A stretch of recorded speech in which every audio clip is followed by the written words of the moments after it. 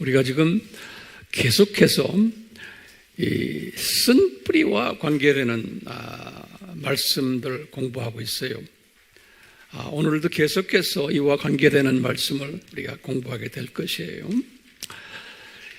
이 쓴뿌리,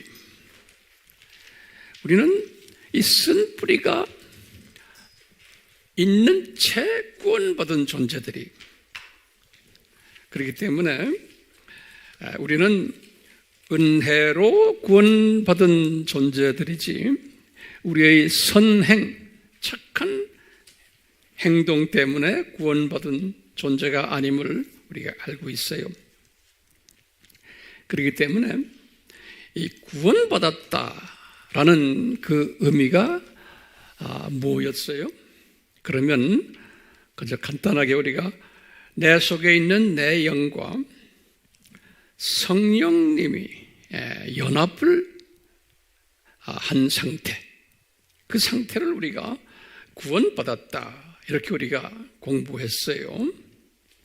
그렇기 때문에 내 속에 들어오신 성령님은 이 세상의 영보다, 사탄의 영보다도 더 강하기 때문에 요한일서 4장 4절이죠. 우리는 우리 속에 있는 그 사탄의 영이 쫓김을 받은 거예요. 그렇기 때문에 우리는 이제는 하나님의 영을 모시고 사는 하나님의 성전이다, 이렇게 우리가 공부를 했어요. 고린도전서 3장 16절 또는 6장 19절에 우리의 몸은 하나님의 성전이다. 그렇기 때문에 이렇게 하나님의 자녀가 된 사람들을 바울은 속사람이다, 이렇게도 부르고, 또는 새 피조물이다, 이렇게도 부르고, 또는 천국 시민이다, 이렇게도 부르고, 또는 요한은 하나님의 자녀다, 또는 하나님의 가족이다, 이런 모습으로 우리의 정체성을 성경에서는 기록하고 있어요. 자, 그런데 우리에게는 딜레마가 있어요. 무슨 딜레마냐면, 우리가 법적으로는 하나님의 자녀가 되었는데 윤리, 도덕, 인격, 성품적으로는 아직도 옛 모습 그대로인 거예요. 애굽 모습 그대로인 거예요. 우리가 이런 공부를 계속해서 하면서 우리가 이 구원과 성결과의 그 상관관계를 살펴봤어요. 구원은 단번에 구원이 성립되지만 성결은 평생 과제다라는 이 주제를 가지고 우리가 계속 공부하고 있어요. 이런 과정 속에서 우리가 알고 있는 것이, 이 성결은 하나님의 자녀들이 최소한 성서에서 보면은 6단계로 이 성결의 과정이 있는 것을 우리가 볼 수가 있어요. 6단계로. 그래서 이제 첫째 단계는 영적 유아 단계. 그래서 우리 헬라 말로 네피오스 그랬죠. 영적 유아. 영어로는 인펀트예요. 영적 유아 단계. 말씀을 전해주면 좋아하는 사람들이, 근데 이 숫자가 엄청나게 많아요. 제일 많아요, 크리스찬 중에서. 그래서 이제 우리 이런 사람들 이야기했죠. 두 번째 수준이 영적 어린아이 수준이다 그랬어요. 파이디온, 그래, 파이디온. 그리고는 세 번째가 영적 사춘기라는 우리 표현을 했어요. 근데 원어를 보면 다 이렇게 구분되어 있어요. 요분들을 성서에서는 테크니온, 이렇게 헬라 말로 되어 있어요. 네, 성서에 보면 이게 구분이 돼 있어요. 한국말로는 그냥 구분이 안 돼 있는데, 그래서 제가 이렇게 원어를 드리는 거예요. 이 사춘기들, 요 영적 유아, 어린아이, 사춘기, 요 세 그룹을 우리가 광야의 기독교인들이다 라고 우리가 한번 정의를 내렸었어요. 광야의 기독교인들. 요분들은 어느 정도의 성숙 단계까지 갔다가 요분들은 그 길로 천국 가는 사람들이에요. 그래서 이제 이런 분들을 우리가 이 1, 2, 3, 요 레벨을 그냥 선데이 크리스천들 또는 익명의 이름만 있는 크리스천들, 익명의 크리스천들 또는 뭐 여러 가지 크리스천들 이름을 한 가정 속에서 이 사람들은 특색이 뭐냐면 단단한 음식을 잘 먹질 않고 특히 유아들은 거기에서 한 단계 업그레이드 돼도 주로 설탕이 들어있는 이런 조미료가 들어있는 소프트 드링크나 그런 음식들 또는 요새 말로 표현하면 패스트푸드들이에요. 이런 것들 좋아하고 드링크도 코카콜라나 세븐업이나 사이다나 탄산음료나 이런 것들을 좋아하는 거예요. 이런 영적 자녀들이에요. 그렇기 때문에 이런 사람들에게는 이 수준의 하나님의 말씀의 영의 양식을 먹여줘야 되는 거예요. 이 수준에 달콤한 이야기 해주고 듣기 좋은 이야기 해줘야 되고 쉽게 이야기해 줘야 되고. 네. 근데 이런 분들이 전체 기독교인 중에 몇 프로라고 그랬어요? 60%에선 80%가 전 세계, 우리나라만이 아니에요. 전 세계가 이 그룹으로 속해 있는 거예요. 그러니까 대부분의 사람들은 이런 식으로 이야기해 줬을 때, 이 유튜브에도 접속이 많은 거예요. 많아야 되는 거예요. 예. 그러니까 단단한 음식을 이야기하면 접속이 많지 않게 돼 있어요. 왜냐하면 숫자가 많지가 않은 거예요. 그리고 어려워서 못 듣는 거예요. 네. 이건 영적 원칙이에요. 그런데 요 근래 제가 이렇게 웹을 들여다보면, 유튜브를 들여다보면, 천국과 지옥을 갔다 왔다는 분이 엄청나게 많아요. 우리나라 사람들도, 딴 나라도 마찬가지지만, 특히 우리나라 한국 언어로 천국과 지옥을 갔다 왔고, 또 거기에 대해서 간증하는 분들도 상당히 많고, 또요, 갔다 온 분들 중에서 매일 하나님의 음성을 듣고 또는 매일 그 위에 올라왔다 내려왔다 하면서 예수님과 만나가지고 뭘 물어보고 그럼 또 거기에 대한 답을 또 이분이 받아서 말해주고 이런 것들 꽤 많죠? 네. 여러분들 어떻게 생각하세요? 내가 이런 분들 이렇게 들어보면요, 이런 거 들어보면은 어떤 때는 성경에 맞는 말 같은 이야기도 하고 어떤 때는 하나님의 말씀인 성경과 맞지 않는 이야기들을 하는 분들이 상당히 많아요. 그렇기 때문에요, 이 성서의 말씀이 캐논이라고 그래요. 캐논. 이 말이 뭐냐면 잣대란 소리예요. 영의 음식이면서 영의 잣대예요. 그렇기 때문에 계시록 22장 마지막에 이 하나님의 말씀을 더하거나 빼거나 이렇게 하면은 안 된다 그랬죠. 그렇기 때문에요, 이렇게 우리가 심도 있게 하나님의 말씀을 공부하는 목적 중 하나가 뭐냐면요, 영적 분별력을 가지라고 그러는 거예요. 영적 지식과 명철과 지혜를 가지기 위해서는 하나님의 말씀 외에는 없어요. 특히 이 마지막 때가 되면 이 영적 혼돈을 가져오는 일들이 많이 일어나게 되어 있어요. 하나님의 자녀들을 넘어뜨리는 일들. 이 넘어뜨릴 때 진짜 진짜와 가짜를 비슷비슷하게 만들어가지고 분별력을 가지지 않으면은 속임을 당하게 돼 있어요. 예. 그게 예수님이 감람산 설교에서도 그런 단어를 썼어요. 속인다는 거예요. 영어로는 deceiving 그래요. 또는 cheating한다 그러는 거예요. 그러니까 진짜와 가짜가 구별이 안 되게끔 악한 영들이 그렇게 할 것이다라고 예수님께서 말씀하셨어요.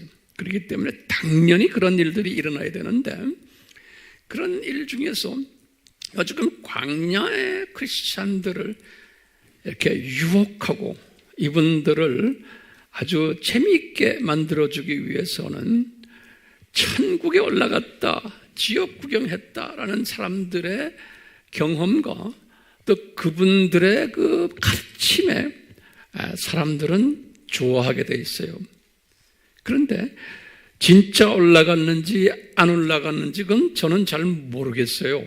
그런데 그분들의 말하는 것을 쫙 들으면서 이 성서 말씀에 의거해서 잣대로 딱 재보면은 이제 그게 나오는 거예요. 여러분들도 그 능력을 가지셔야 돼요. 오케이? 예. 그렇기 때문에요. 그런 분들의 말에 많은 하나님의 자녀들이 좋은 의미로 예수님께서 다 허락하신 거거든요. 좋은 의미로는 천국에 있구나, 지옥에 있구나. 이것을 깨닫게 해주는 도구가 될 수가 있어요. 이분들의 간증을 통해서. 그렇죠?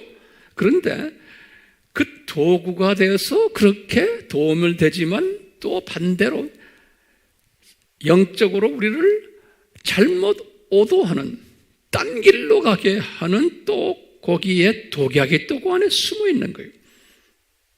예. 그렇기 때문에 우리는 이것을 잘 분별해야 돼요. 그렇기 때문에 말씀 공부가 절대적으로 필요한 거예요. 아멘? 예. 근데 그런 것은 여러분들은 즐겨 그런 것을 보시거나 들어도 좋아요. 그렇지만 분별력을 가지셔야 돼요. 네. 근데 대단히 그런 분들이 지금 다른 나라에도 있겠지만 우리나라에는 그게 지금 심하게 있어요. 아주 심하게 있어요. 그래서 그런 것에는 귀를 기울이지 않는 것이 좋을 것 같아요. 제 말씀 잘 들으세요? 예. 왜냐하면 거기에 자기도 모르는 그분들도 몰라요. 그분들도 모르는데 거기에 속힘이 들어있는 거예요. 그 속힘이 뭐냐? 말씀으로 딱 보모하는 거예요. 이 예수님께서는 우리에게 성경 말씀을 주셨기 때문에 모든 답은 하나님의 말씀 속에 있어요. 어떤 한 개인의 경험의 말을 가지고 그 안에 진리가 들어있는 게 아니에요. 거기에는 상당히 조심해야 되는 거예요. 하나님의 성령님이 역사하시기도 하시고 악령이 역사하기도 해요. 그 안에 그게 혼합되어 있어요. 근데 본인은 몰라요. 근데 많은 광야 기독교인들은 그 분별력이 없어서 거기에 속힘을 당하게 돼 있어요.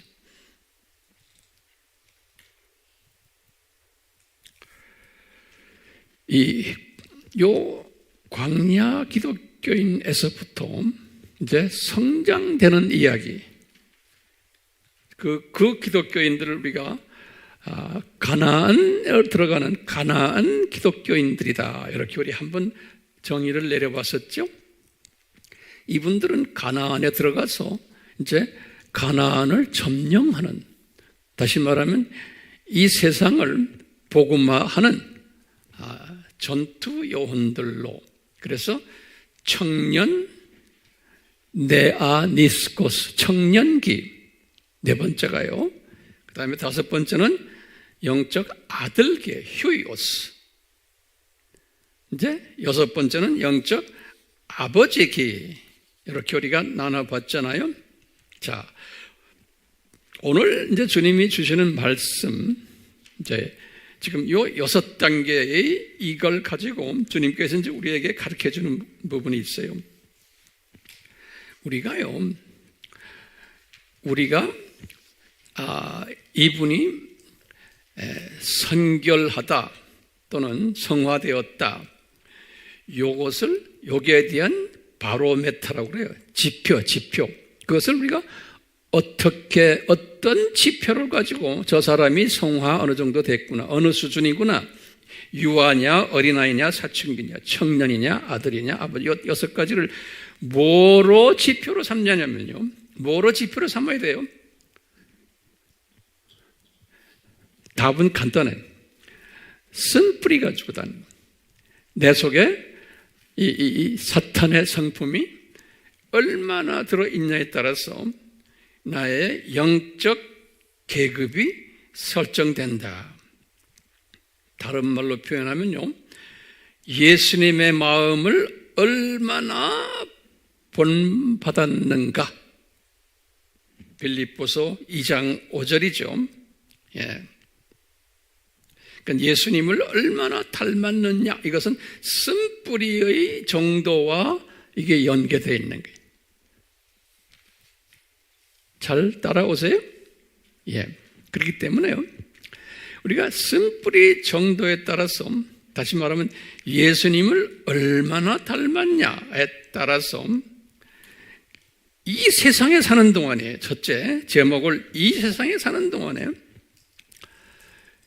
이 쓴뿌리 정도에 따라서 이 세상에 사는 동안에 영적 계층이 설정이 되는 거예요. 이 세상에 사는 동안에 하나님의 자녀들인데, 그러니까 이 6계층이 이 세상에 사는 동안에 결정이 되는 거예요.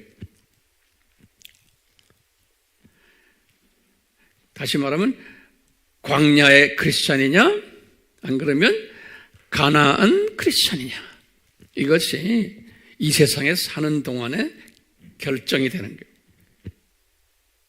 두 번째는요, 영적 계층이 이 세상에 사는 동안에 설정이 되고, 또 이 세상에 사는 동안에 삶의 질도 결정이 되는 거예요. 이 쓴뿌리의 정도에 따라서, 예컨대 우리 광야에 사는 사람들의 삶의 질, 우리 공부했어요. 마음의 병들도 있고, 마음의 병 때문에 육신의 병도 가지고 이것 때문에 스트레스, 근심, 걱정, 불안, 불평, 이런 것들, 이 광야의 크리스찬들의 이런 사람들은 이것이 훨씬 더 많은 거예요. 가나안 크리스찬들보다, 그 가나안 크리스찬들은 이 쓴뿌리가 어느 정도 좀 정리가 됐기 때문에 같은 환경 속에서도 감사가 넘치고 스트레스를 잘 정돈할 줄 알고 항상 기쁨이 있고, 환경은 같은데 이 삶의 질이 훨씬 더 높은 그런 하나님의 자녀들이 되는 거예요. 어디에 기준이? 쓴뿌리. 내가 얼마나 성화됐느냐에 맞춰서 같은 환경 속에서도 이 환경을 보는 것이 다른 거예요. 그러니까 이런 사람들은 예수님 안에서 스트레스가 좀 덜하니까, 있어도 덜하니까, 육의 건강까지도 주님이 주시지 않겠어요? 마음의 건강은 말할 것도 없고, 그게 성서적이겠죠? 이 세상에 사는 동안에 지금 영적 계층이 설정되고, 또 삶의 질도 설정이 되고, 또 세 번째로는요, 신앙생활의 질도 설정이 돼요. 신앙생활. 다시 말하면 이 영적 광야인 사람들은 성경 말씀도 잘 읽지 않고, 기도도 잘 안 하고, 전도도 안 하고, 교회 봉사도 잘 안 하고, 신앙생활을 부담을 느끼는 이런 사람들이 그냥 그냥 교회 생활 하는 사람들이, 광야의 사람들은. 그러니까 신앙생활의 정도가 이래요. 그런데 이제 가나안 사람들은 이 신앙생활의 그 질이 훨씬 높은 거예요. 성경도 열심히 읽고 성경 공부도 열심히 하고 셀에도 열심히 참석하고 11조도 내고 우리 아바 공부도 열심히 하고 전도는 말할 것도 없고 또 가르치는 일에 부지런하고 직접 간접으로 선교에도 참여하고 교회 봉사도 열심히 하고 성령 충만한 사람들이에요. 그러니까 이 쓴뿌리의 정도에 따라서 이 세상에 사는 동안에 영적 계층도 달라지고 또 이 세상에 사는 동안에 삶의 질도 달라지고 그 다음에 신앙생활의 질도 달라지는 거예요. 이 쓴뿌리의 정도에 따라서 여기 정돈 되고 있죠? 제가 말하는 거예요. 그러면 이 세상에 사는 동안에 그런데 저 세상에 올라가면 어떻게 돼요? 저 세상에 올라가면 이 세상에서 했던 그 모든 그 계층 그대로 그냥 올라가는 거예요. 저 세상에 올라가니까 저 세상도 피라미드 시스템이라고 그랬죠? 저 세상에 올라가서의 모든 질도 똑같이 그대로 연계가 되어 있다라고 저는 보게 돼요. 네. 자, 그렇기 때문에 우리가 오늘은요, 지금 이 성화, 이 쓴뿌리의 그 정도에 따라서 이렇게 크게 두 종류의 크리스찬들로 구분된다라는 것, 광야 크리스찬들과 가나안 크리스찬들은 크게요. 이렇게 우선 그 큰 그림 두 개를 딱 잡아놓고 오늘 제가 조금 더 이 사상을 좀 더 발전시키려고 그래요. 준비됐어요? 그래서 오늘은요, 우리가 이제 바울의 삶을 보면서 우리가 좀 배울 것이 있어요. 네. 바울은 어떤 크리스찬이었나? 바울이. 오늘 우리가 로마서 7장과 8장에서 가르치는 부분들을 가지고 이제 오늘도 그렇고 이제 다음 주에도 제가 계속해서 이제 말씀드릴 터인데 바울은 본래 어떤 사람으로 예정되었어요? 바울은 광야의 크리스찬으로 예정되었어요? 안 그러면 가나안 크리스찬으로 예정된 사람이에요. 가나안이 어떻게 알아요? 8장에 보면 그렇게 써 있어요. 바울이. 나중에 우리 그건 다음 시간에 제가 이제 설명할 거예요. 그렇기 때문에 바울은 본래 불리움을 받았지만 가나안 정복하는 크리스찬으로, 다시 말하면 로마 제국을 복음화시키는 크리스찬으로 예정된 사람이에요. 그분은. 근데 그렇게 예정됐다 그랬어요. 바울이 개종하자마자 그 길로 그런 예정 속에 들어간 것은 아니에요. 바울도 이 6단계를 순서적으로 거쳐야 되는 존재예요. 바울도. 그렇다면 우리도 마찬가지예요. 여기 서 있는 황 목사도 마찬가지예요. 인생을 살아보니까 제가 이것이 이해가 되는 거예요. 젊은 사람들은 아직 이해를 못해요. 머리로는 이해하지만. 그러니까 어느 정도 나이가 돼야 돼요. 제가 볼 때는 한 60은 돼야지만 조금 깨닫는 것 같아. 제가 인생 살아보니까. 그러니까 아직 멀었죠, 여러분들. 이제 60 되는 사람들 기분 좋죠? 근데 60도 이제 시작인 것 같아. 내가 볼 때는요. 자, 우리가 바울의 삶을 잠깐 봐요. 우리가 이것을, 우리가 바울의 라이프를 공부를 우리 아미 식구들은 많이 했기 때문에 이제 그 바탕을 가지고 우리가 공부하는 거예요. 이제 영상으로 공부하는 사람들은 조금 어려울 수가 있어요. 왜냐하면 이런 그 기초 공부가 안 돼 있기 때문에. 자, 우리는 기초 공부 돼 있죠? 자, 그러면 하나하나 적어보세요. 바울이 개종을 언제 했어요? 35년에 했어요. 주 35년에 이분이 개종을 해가지고 안디옥 교회의 사역자가 될 때가 주후 몇 년이에요?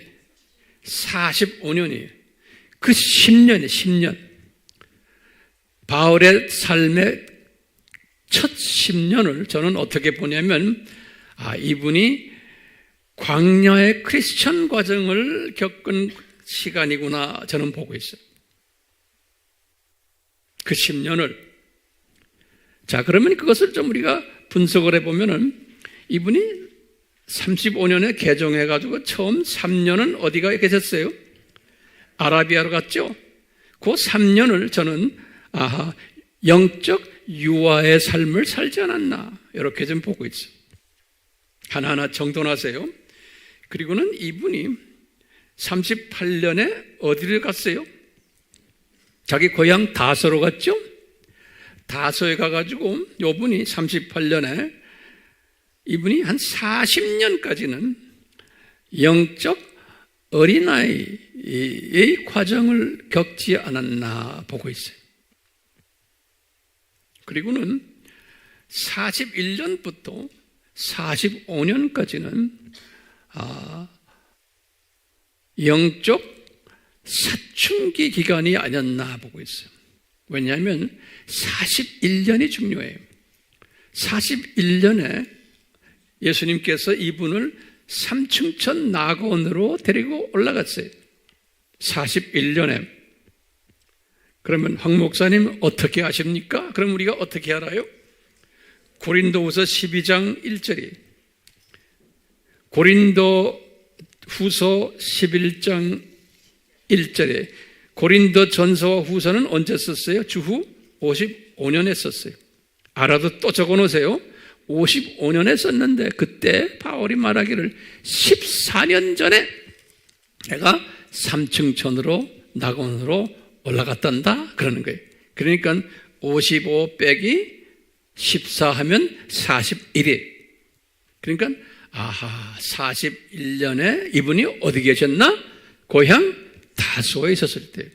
그러니까 이분이 삼층천 구경을 하고 와서 영적으로 한 단계 업그레이드 된 것 같아요. 내 생각에는 뭐예요? 영적 사춘기로 들어가지 않았나라고 우리가 보고 있어요. 그렇지만 요 안디옥 교회까지 간 것이 45년이죠. 그때까지는 이분이 광야의 크리스찬 수준으로 살았다라고 적어보고 그 10년은, 왜냐하면 이분은 광야의 크리스찬들은 어떤 사람들이었어요? 이분들은 전도 생활도 안 했어요. 바울도 내 생각에는 별로 전도 생활도 안 하고 그냥 애굽의 때를 벗는 그런 과정을 한 10년 주님께서 바울에게 주셨던 것 같아요. 애굽의 때를 벗는. 네. 자, 그러면서 이분은 이제 안디옥 교회로 간 것이 주후 몇 년에? 45년이에요. 그때부터 이분은 내가 볼 때는 이제 영적 전투를 할 수 있는 나이가 된 거예요. 그래서 45년부터 약 한 55년까지 10년에 또 10년. 그 10년을 저는 어떻게 보냐면은 이게 청년기였다고 보는, 영적 청년기. 이제 요 영적 청년기 10년이에요. 요 10년이 굉장히 바울이 활동을 많이 한 기간이에요. 첫째 어떤 활동을 했나 우리 하나하나 정리해 봅시다. 간단하게. 이분이 1차 선교 여행 간 것이 46년에서 40 몇 년에? 8년에. 그렇죠? 1차 선교 여행을 다니면서 이분이 상당한 경험을 많이 한대. 그러면서 1차 선교 여행 끝나고는, 그리고는 48년에 끝냈죠. 46년에서 48년. 그리고는 이분이 갔다 와가지고 49년에 이분이 예루살렘 총회에 참석을 했어요. 이때 바울에게 예루살렘 교회의 지도자들이 좀 불편한 이야기들을 많이 해서 거기에서 좀 불편한 관계가 있었어요. 그러니까 바울이 1차 선교여행 끝났지만 청년기인데도 아직까지 쓴뿌리들이 많았어요, 그분에게. 그렇기 때문에 이분이 이 예루살렘 총회에 갔다 와서 그 다음에 이제 갈라디아서를 이제 쓰실 때예요. 49년에 예루살렘 총회도 49년이고 갈라디아서를 쓴 것도 49년이에요.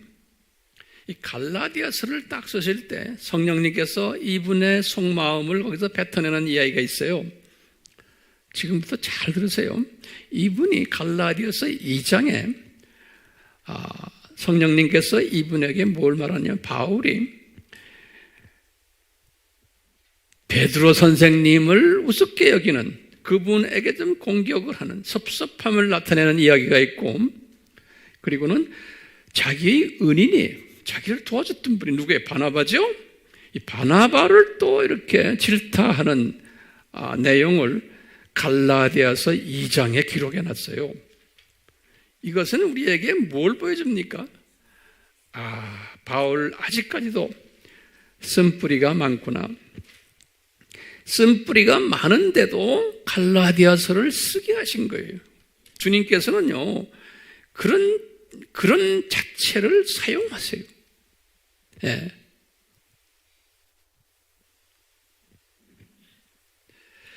이 갈라디아서는요, 기가 막힌 내용이 그 안에 또 하나 적혀 있어요.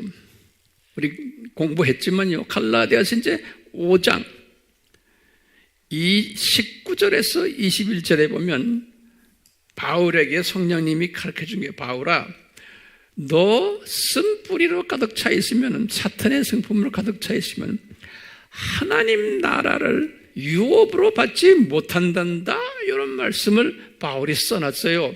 그러니까 바울이 쓴 게 아니에요. 성령님이 바울에게 가르쳐 준 거예요. 그러니까 우리가 생각하면요, 그냥 단편적으로 보면 바울이 그때는 이거 다 졸업한 사람이다. 아니에요. 바울이 졸업했기 때문에 그거 쓴 게 아니에요. 예. 그렇기 때문에 바울에게 그 말씀을 딱 하시고는, 바울아, 너 성령님의 9가지 열매를 맺어라. 그 다음에서는 갈라디아서 5장 22절 23절이, 그러니까 바울이 썼지만 바울아, 네가 이것이 필요하다라는 말씀. 네가 가지고 있는 쓴뿌리만, 지금 네가 쓴뿌리 있잖아. 봐, 2장에서 봐. 너 지금 영적 선배들을 네가 지금 공격하잖아. 베드로를 공격하고 자기 은인인 바나바까지 공격하는데, 그런 바울의 약한 부분을 보여주시면서 너 그런 성품 가지면은 하나님 나라의 유업을 받지 못한다는 말은 뭐예요? 지도자가 되지 못한다 라는 말씀을 바울에게 가르쳐 줬어요. 그렇죠? 자, 바울이 갈라디아서를 쓴 후에 이분이 주후 50년에 2차 선교여행을 또 떠나는 거예요. 우리 알다시피 2차 선교여행은 50년에서 50 몇 년에 2년까지, 이 2차 선교여행을 하시는 중간에 이 2차 선교여행 동안에는 바울이 상당한 일을 많이 했어요. 아시아의 7교회도 개척하고, 또 교회의 모든 그 지도자들을 세우고 엄청난 영적 사역을 많이 했어요. 그리고 마게도니아에 올라가서 빌립보 교회, 데살로니가 교회, 쭉 내려가서 고린도, 아데네 교회, 고린도 교회 다 개척한 거예요. 엄청난 일을 한 사람이에요. 2차 선교여행 때. 네. 이런 걸 하신 분이 이런 거 하신 분이 이제 데살로니가 교회에 편지를 쓰신 게 그게 51년에, 그러니까 2차 선교 여행 때 그 중간에 고린도에서 데살로니가 전후서를 썼어요. 그럴 때 데살로니가 교인들에게 그 유명한 말씀을 하셨어요. 5장 15절에 뭐냐면 데살로니가 교인들아 너희들 악을 악으로 갚지 말아라 그러는 거예요. 그럼 바울은 여기에서 졸업한 사람이 아니에요. 아직도 청년기예요. 그런데 데살로니가 교회에 말하지만 바울이 편지를 썼지만 성령님은 바울에게도 주시는 메시지예요. 그리고는 그 유명한 데살로니가 전서 5장 16절에서 18절 우리가 항상 벽에다 붙여놓는 게 항상 기뻐하라 쉬지 말고 기도하라 모든 일에 감사하라 이런 내용들 바울이 데살로니가 교회에 썼지만 이분도 아직 이것을 졸업을 못한 사람으로 전 보고 있어요. 이분의 라이프를 보면요. 그러니까 이분을 향한 메시지라고 보시면 돼요. 이분에게. 자, 그러면서 이분이 이제 2차 선교여행을 끝냈어요.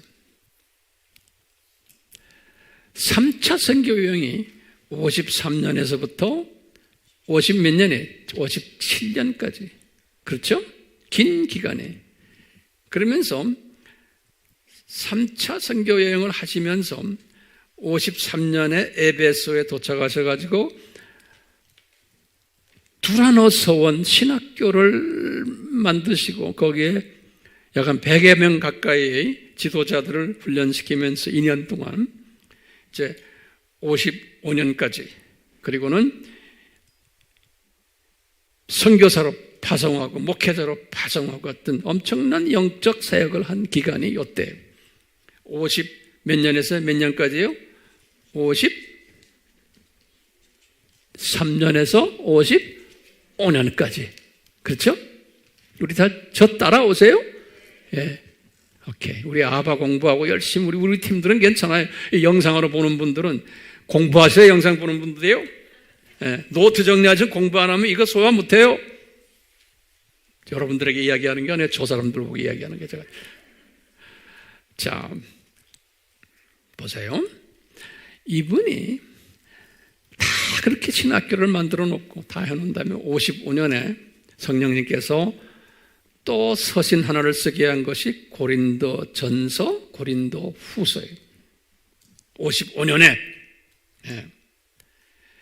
이 고린도 전서를 쓰시면서 또 같은 말씀하세요.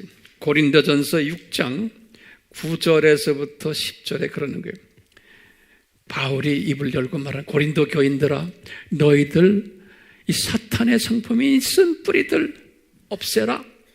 쓴뿌리 가지고 있으면 하나님 나라를 상속받지 못한단다. 이런 말 또 쓰셨어요. 자기도 가지고 있으면서. 예. 그러니까 그분에게 말씀하시는 거예요. 항상요. 우리 목회자들도 마찬가지예요. 설교할 때 나도 문제가 있기 때문에 설교하는 거지 나는 졸업했다고 생각해서 설교하는 게 아니잖아요. 우리 자칫 잘못하면 목사님은 여기서 졸업하고 이거 아니에요. 똑같아요. 여러분들이 가르칠 때도 마찬가지예요. 가르칠 때 여러분들이 다 졸업해서 가르쳐요? 기요? 아니요? 기요? 아니면 그럼 뭐라고 대답해야 돼요? 아니죠. 똑같아요. 이렇게 하면서 성령님이 나에게 말씀하시는구나 라고 듣는 연습을 하셔야 되는 거예요. 우리 가르칠 때도 마찬가지예요. 나한테 이야기하시는구나. 이게 겸손한 사람이고 복 있는 사람이에요. 여기 복 있는 사람이에요. 예, 오늘 그 말씀을 드리려고 내가 지금 이 기초 단계를 이야기하는 거예요. 자, 이 바울이 고린도 전서를 쓸 때 그 유명한 13장이에요. 사랑장이에요. 사랑장. 이 사랑장에 나오는 모든 내용들이 바울이 졸업했기 때문에 쓴 게 아니에요. 그 내용이 그대로 바울 문제. 예. 저는 그렇게 해석을 하고 있는 게 성경 전체 전체를 볼 때 그렇게 보이는 거예요. 그러니까 바울이 이 쓴뿌리로 이분이 아주 고생하는 거예요. 다시 말하면 우리 지난 시간에 말했죠. 오호라 갈등하는 이분이 이렇게 고린도 전서를 쓸 때까지 이 쓴뿌리 때문에 오호라 갈등을 하면서 여기까지 온 분이에요. 주님께서 이렇게. 그러니까 아직까지 이분은 내가 볼 때 영적 어느 기예요? 영적 지금 무슨 기예요? 청년기, 영적 청년기. 그래서요, 영적 청년기, 영적 청년기에 있을 때 이분이 로마서를 썼죠. 로마서가 지금 57년이에요. 그렇죠? 그러니까 여기 지금 로마서를 쓸 때 이분이 3차 여행하고 있을 때예요. 기억나시죠? 로마서는 어디에서 썼어요, 이분이? 고린도에서 썼어요. 고린도에서. 거의 3차 여행 끝날 때. 고린도에서 쓸 때 로마에 있는 크리스천들에게 쓰신 거예요. 쓰실 때 이분이 지금부터 잘 들으세요. 이분이 로마서를 썼어요. 쭉 로마서가 1장부터 7장까지가 기독교의 핵심 교리라고 그랬죠. 로마서 7장 교리를 쫙 쓰시면서 지금 주후 몇 년에 57년이에요. 쓰시면서 이분이 7장 크리스천에 대해서 쓰신 거예요. 요 7장 크리스천이 뭐냐면 쓴뿌리가 넘쳐나는 크리스천들. 그래가지고 7장 마지막에 뭐냐? 오호라 고백하는 게 7장 마지막이에요.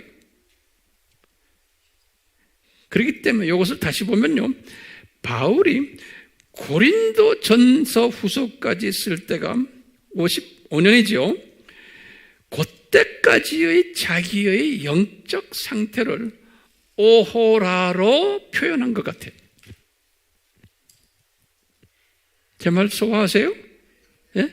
그러니까 이분이 그 오호라 고백한 것이 7장 고백의 마지막 부분이 7장의 비기닝 처음은 이분이 개정에서부터 쭉 그동안에 온 과정을 그냥 한마디로 7장에 이야기했고 7장의 마지막 부분 오호라는 뭐냐면 내가 이제 이 쓴뿌리 나 이제 이거 졸업해야 되겠다 라는 그 졸업 메시지가 오호라예요. 그러면서 내 속에 두 법이 존재하는구나 이걸 고백하는 거예요. 그러니까 이 두 법이 존재한다는 것은 이 갈등은 어떤 사인인가 하면요 8장으로 들어가는 사인이에요. 그 표징이에요. 그러니까 굉장히 중요한 거예요.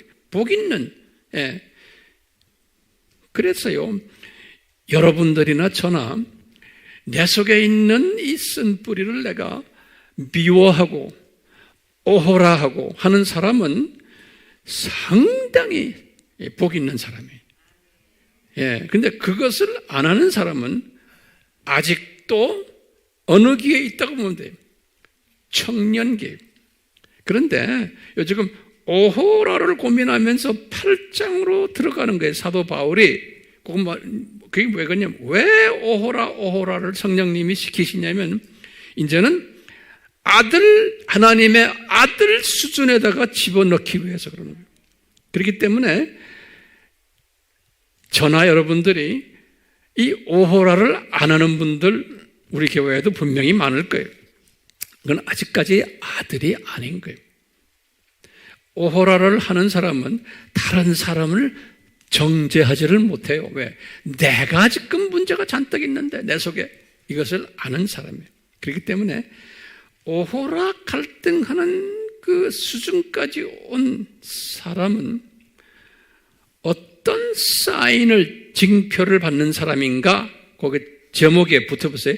다시 써서 오호라 갈등하는 사람은 어느 수준의 사람일까? 그러면 제가 이렇게 정리해 보니까 몇 가지가 돼요. 하나하나 적어보세요. 첫째는, 이 사람은 복 있는 자의 반열에 들어가는 사인이 있는 사람이구나. 그러니까 자기 자신의, 다시 말하면 우리가 지금 팔복에서 마음이 가난한 자, 애통한 자 있죠? 똑같은 원리예요. 복 있는 자의 반열에 들어가는 사람이구나. 이 겸손을 말하는 사람은. 두 번째는 심령이 가난한 자의 반열에 들어가는 사람이구나. 이 오호라 하는 사람. 세 번째로 겸손한 자의 반열에 들어가는 사람이구나. 자기 자신의 문제점을 자기가 아는 거예요. 그래서 그것 때문에 고민하는 사람이에요. 그것을 미워하는 사람이에요. 네 번째로 자신의 쓴뿌리를 인정하고 미워하는 자 반열에 들어가는 사람이구나. 이 오라 하는 사람은. 다섯 번째로 자신의 마음 속에 두 법이 공존하는구나. 두 법이 라는 것을 깨달은 자의 반열에 들어간 사람이 내 속에는 두 법이 있구나. 그래서 이것 때문에 내가 갈등하는구나 하는 것을 고백하는 사람이에요. 그러니까 우리가 사람을 딱 만나서 이야기해 보면은 이 사람이 직분이 어쨌든 이 부분이 안 보이는 사람은 이분은 저 낮은 동네에 있는 사람이구나. 아무리 유명한 사람이라도, 아무리 유명한 신학자라도, 유명한 목사님이라도 여기에서 합격 못하는 사람 많아요, 적어요? 많아요. 네. 내가 지금 몇 번째만 했어요? 5개, 6개, 6번째. 하나님 나라를 상속받지 못하는 사람이구나. 상속받는 사람이구나. 여자 오라 하는 사람은. 7번째로 마지막으로 이 사람은 오호라 하면서 예수님께서 마음이 가난한 자는 복이 있나니 그래놓고 애통하는 자, 마음이 가난한 다음 그 다음에 애통으로 들어가요. 그러니까 이 오호라 하는 사람들은 7번째로 애통하는 자의 반열에 들어가는 자의 사인이구나. 다른 말로 표현하면 로마서 8장 안에 들어가는 사람이구나. 다른 말로 표현하면요, 팔복의 사람이구나. 자, 이렇게 우리가 정리가 되는 거예요. 됐어요? 진짜 됐어요? 오케이. 그러면 또 줄을 바꾸세요. 내 설교는 거의 끝나가요, 이제. 이제 요새 내가 이제 설교를 좀 짧게 하려고 그래. 네. 왜냐하면 여러분들에겐 길게 해도 괜찮지만 저분들에겐 길게 하면 안 돼. 그래서 그래요. 저분들. 자, 보세요. 그러면 8장이에요. 그럼 8장에서 다음 시간에 내가 자세히 하겠지만 오늘은 간단하게 말해요. 8장에서 요 복 있는 사람이에요. 요 복 있는 사람을 어떻게 8장에서 이제 이끄는 거예요. 요 복 있는 사람 8장에서 요 이끄는 걸 가르쳐 줬어요. 첫 번째 누구냐? 첫 번째 우리 질문도죠. 요 갈등함에 애통하는 사람을 누가 돕는가? 8장에서 설명해 줬어요. 그거에 누가 돕는가? 예.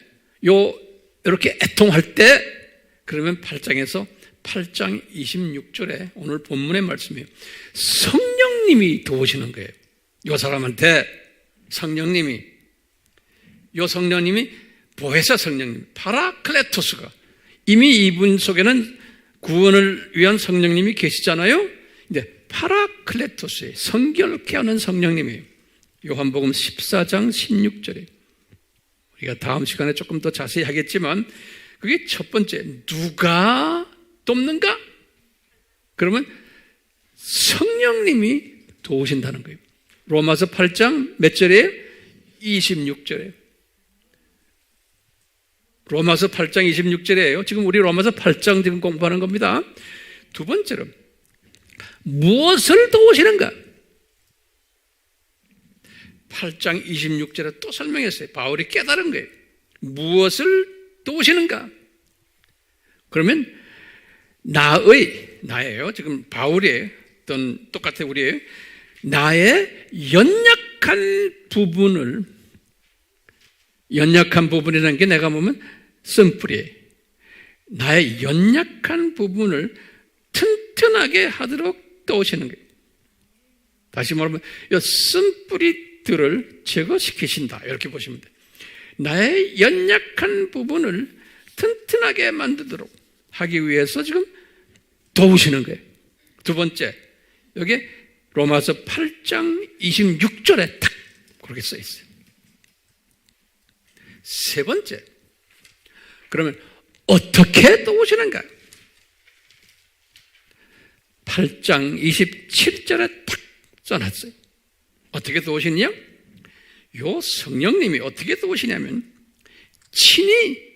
성령님이 친히 말할 수 없는 탄식으로 나를 중보해 주시는 거예요. 성령님이, 그러니까 나의 쓴뿌리가 저놈 저것 때문에 고생하는구나 라고 성령님이 탄식을 하시는 거예요. 그러시면서 나를 위해서 기도하시는 거예요. 중보하신다 그랬어요. 8장 27절에. 예. 네 번째로 똑같이 8장 27절에 다 답이 있어요. 질문도 거기 있고요. 네 번째는 뭐냐? 왜 나를 위하여 중보하시는가? 네 번째로 왜 나를 위해서 성령님이 중보하시는가? 탄식하면서. 그러니까 뭐라고 그랬냐면요, 그 중요한 개념이에요. 그러니까 바울 편지거든요. 바울이 또는 나와 여러분들은 내 속에 있는 쓴뿌리를 내가 제거해야 된다는 그 사실에 대해서도 모르고 있기 때문에 그렇다는 거예요. 예. 다시 말하면 내가 쓴뿌리를 제거해야지 이놈이 내 방해적 세력이구나, 이것을 모른다는 거예요. 모르기 때문에 성령님은 아신다 그랬어요. 딱 27절에 보면 성령님은 아시는데 이것이 제거되어야 된다는 것을 바울은 모르고 있다는 거예요. 나도 마찬가지고 여러분들도 마찬가지고, 예? 이 더러운 성품들 제거해야 되는데 모르고 있다는 거예요. 그리고 성령님은 아시는데, 그렇기 때문에 내가 모르고 있기 때문에 성령님이 탄식하면서 나를 위해서 중보해 주신다는 거예요. 기가 막힌 가르침이죠? 예?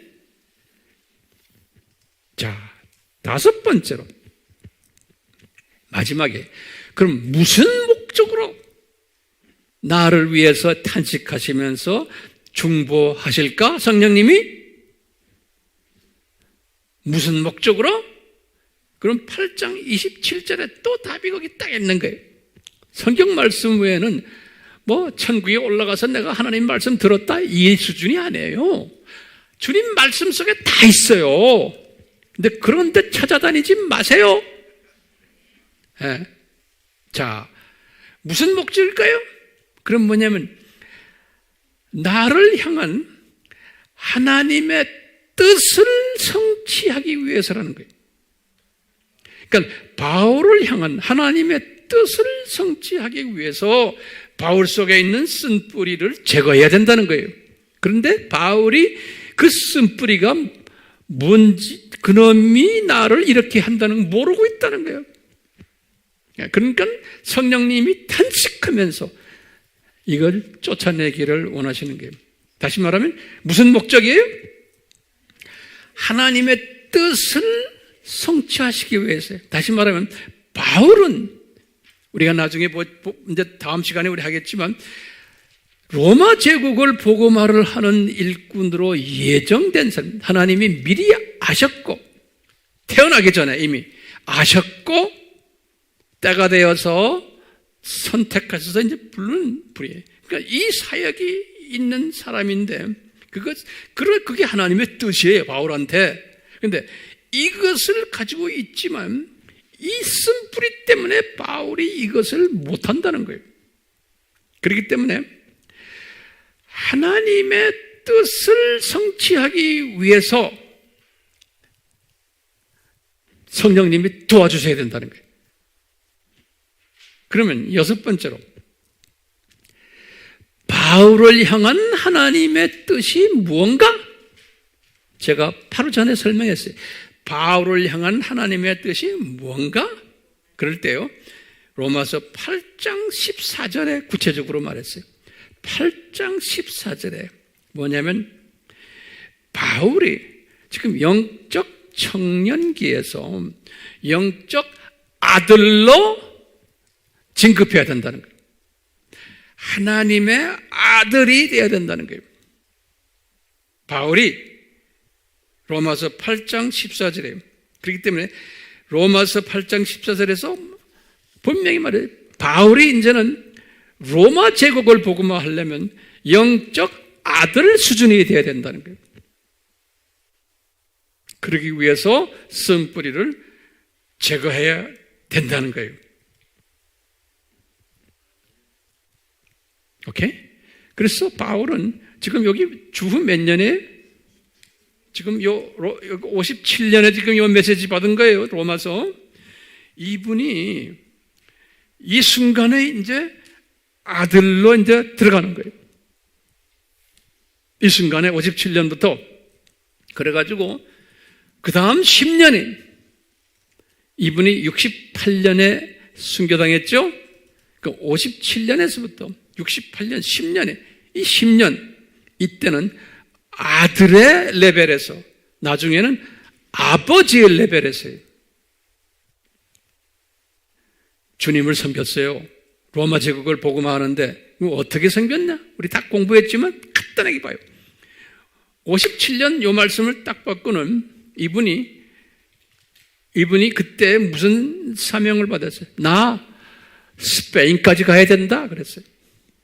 다시 말하면 로마 제국 전체를 보기 시작한 거예요. 이분이 스페인까지. 그래서 이분이 스페인 가기 전에 어딜 갔어요? 예루살렘에 갔죠? 거기 가서 예루살렘의 지도자급들을 복음화시켰어요. 그리고 거기에 있는 왕들도.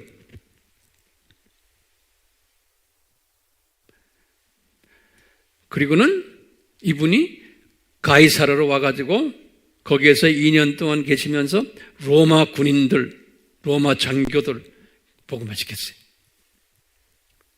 우리 다 공부했죠? 그리고 이분이 배를 타고는 로마로 이제 가는 거 6개월 배 탄 거 알죠? 배 안에서 또 엄청난 로마 군인들 복음화시키는 일을 했어요. 6개월 동안. 그리고는 주 60년에 로마에 도착해서 가택연금으로 2년 동안 계시면서 이분이 수없는 로마의 고관들을 복음화시켰어요. 그리고는 그 유명한 옥중서신 4개를 썼어요. 에베소서, 빌립보서, 골로새서, 빌레몬서. 벌써 수준이 달라진 거예요. 이제는 이분은 지금 어느 영적 레벨에 왔어요? 영적 아들 레벨에 온 거예요. 그리고는 이분이 거기서 나오자마자 63년부터 67년까지 4차 여행을 했어요. 이게 로마 제국을 휩쓸렀어요. 이분이 로마 제국을 아들로서 이제 그러면서 이제 63년에 이제 히브리서를 썼다. 어떤 사람은 바나바가 썼다고 그러지만 저는 바울 같아요. 히브리서를 썼어요. 히브리 기독교인들에게, 그러니까 유대인 기독교인들에게 히브리서를 쓰시고, 또 63년에 이분이 디모데 전서를 썼어요. 디모데 전서를 쓸 때 디모데에게 내가 너의 영적 아버지다 그랬어요. 그러니까 이분이 그때부터 이제 아버지로 승격한 것 같아요. 그리고는 64년에 디도서를 썼어요. 그때도 디도한테 내가 너의 영적 아버지다 그러셨어요. 그리고는 67년에 디모데 후서를 썼어요.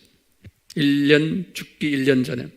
그때도 내가 너의 영적 아버지다 그랬어요, 바울이. 그리고는 68년에 순교당하셨어요. 이렇게 보면은 아하, 바울이 이렇게 10년의 그 단계로 영적으로 발전하면서 이분이 영적 아버지 단계까지 갔구나. 그런데 왜 오호라를 하도록 하셨나? 그러면 성령님이 바울을 도와주시기 위해서요. 성령님이 바울을 통해서 오호라를 하시게 하시고는 바울도 겸손하게 오라 하시고 애통하게 하시고는 바울 속에 계신 성령님, 또 바울 바로 옆에 따라다니시는 파라클레토스 성령님이 탄식하시면서 바울을 또 같이 도와주신 거예요. 도와주신 목적이 뭐예요? 바울을 청년에서 아들로 만들기 위해서요. 아들로.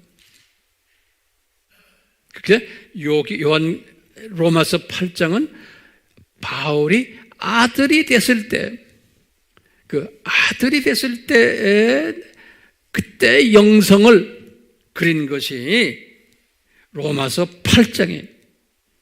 이제 다음 시간에 제가 아주 자세히 또 이제 설명해 드릴 거예요. 그렇기 때문에 우리가, 나나 여러분들이 영적으로 성장을 하되, 이제 우리가 대부분의 여러분들은, 우리 교인들은 대부분이 청년기 정도는 된 것 같아요. 그런데 청년기에서 이제는 우리는 뭐 해야 돼요? 오호라를 고백하는 사람들이 돼야 돼. 대단히 중요한 거예요. 그러려면 겸손하게 항상 말할 때마다 내가 잘못했어. 내 속에 아직도 이 쓴뿌리가 많아 그래. 다른 사람을 정죄하는 것을 스탑시키래요. 그리고 항상 나를 정죄하는 거예요. 내가 문제다. 이런 사람은 아들로 진급할 수 있는 찬스가 다분히 많은 사람입니다. 그런 사람들에게는 성령님이 탄식하시면서 나를 성화시켜주게 돼 있어요. 그런데 이것을, 이 원칙 우리가 아는 사람들은 누구를 딱 보면 그분의 말하는 거랑 태도를 보면 알아요. 저분은 어느 수준이구나. 알 수 있어요, 없어요? 있죠. 그리고는 타인을 보지 마시고 항상 나를 보는 거예요. 내가 어느 수준이군가. 그래서 다시 질문해요. 오호라 하시면서 내가 이렇게 애통을 할 때 누가 도와요? 성령님이 도우시는 거예요. 말할 수 없는 탄식으로. 왜냐하면 이분이 도우셔야지만 어떻게 돼요? 내가 뭐가 돼요? 하나님의 아들로 진급하게 되는 거예요. 굉장히 높은 단계.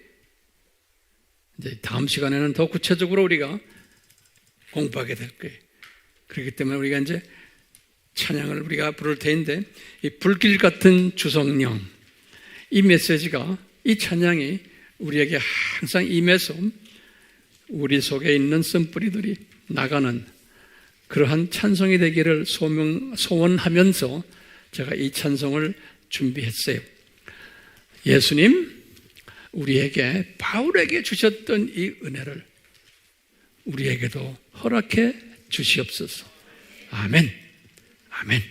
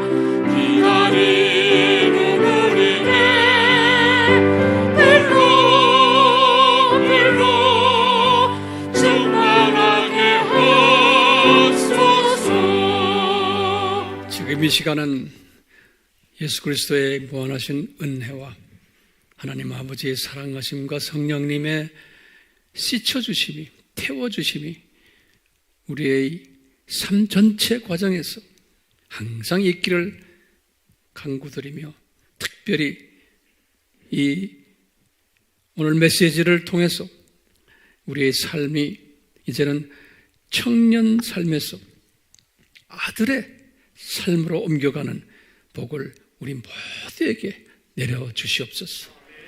예수님의 이름으로 축원하옵나이다. 아멘.